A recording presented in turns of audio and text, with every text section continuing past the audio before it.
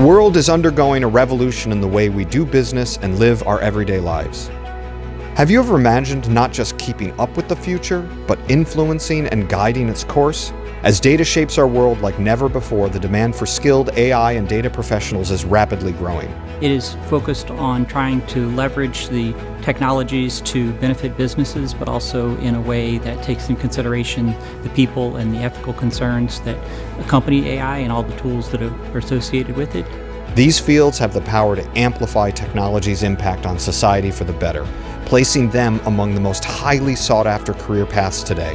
One of the things that is nice about our program is that because the classes are small, first of all, so you have an opportunity to do more creative projects. You also have an opportunity to pick your own projects in a lot of classes.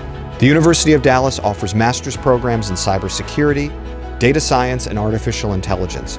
We push the boundaries of what's possible, and we go beyond the question of what can we do to the real consideration, what should we do? Cybersecurity and ethics go hand in hand, and it's incredibly important. The individuals that have access to our private information know the value of it and that they continue to protect it.